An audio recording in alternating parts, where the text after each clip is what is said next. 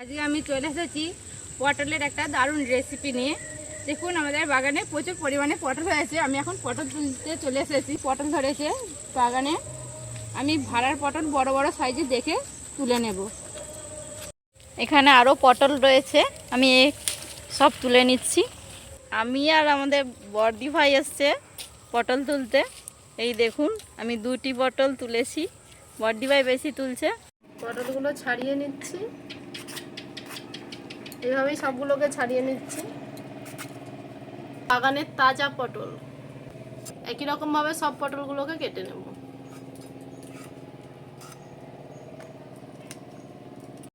আলুও ঠিক এরকম সাইজের কেটে নিয়েছি।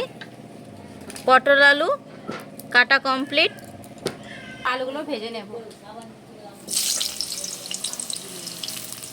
ভাজা কমপ্লিট, এবার আলুগুলো তুলে নেব। পটলগুলো ভেজে নিচ্ছি।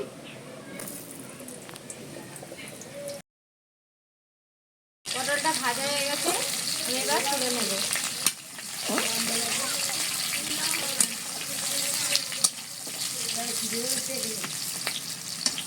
500-র মতো চিংড়ি মাছ ধরে এনেছি পটল চিংড়ি বানানোর জন্য। চিংড়ি মাছগুলো ভেজে নিচ্ছি।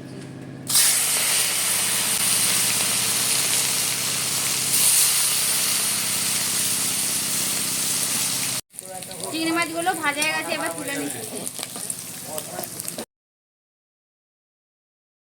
প্রথমেই 2 চামচ পরিমাণ সস নিয়েছি, টমেটো সস। এরপর আমি মশলাটা রেডি করে নেব এরই একই সাথে। 2 চামচ হলুদ গুঁড়ো, 2 চামচ লঙ্কা গুঁড়ো, 1 চামচ ধনে গুঁড়ো, মিট মশলা 1 চামচ। এবার জল দিয়ে ভালো করে মিক্স করে নেব। এরপর আমি তরকারিটা ছক দিয়ে দেবো।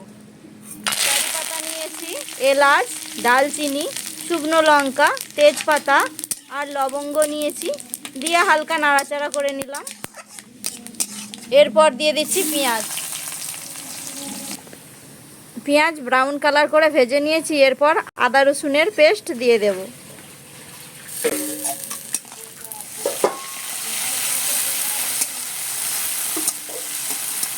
এরপর টমেটো কুচি দিয়ে দিচ্ছি।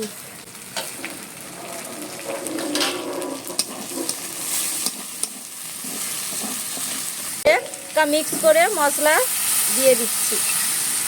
মশলাগুলো জলটি দিয়ে দিচ্ছি।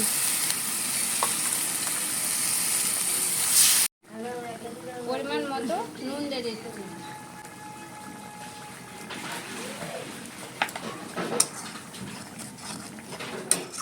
মশলা কষা হয়ে গেছে, এবার চিংড়ি মাছগুলো দিয়ে দেবো। রাখা আলুগুলো দিয়ে দেবো, ভেজে রাখা পটলগুলো এর মধ্যে দিয়ে দেবো। দিয়ে 2 মিনিটের মতো ভালোভাবে কষিয়ে নেব। এরপর পরিমাণ মতো জল দিয়ে দেবো।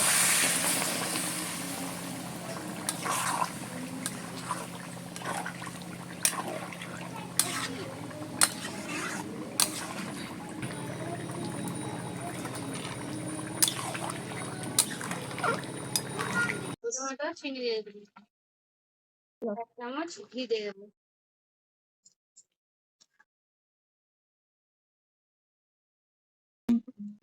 ফেলে নেব। তো বন্ধুরা, পটল চিংড়ি রেসিপি কমপ্লিট। ভিডিওটি ভালো লাগলে চ্যানেলটিকে অবশ্যই সাবস্ক্রাইব করবেন এবং ফলো, লাইক, কমেন্ট করতে ভুলবেন না। আজকের মতন এই ভিডিওটি এখানেই শেষ করছি।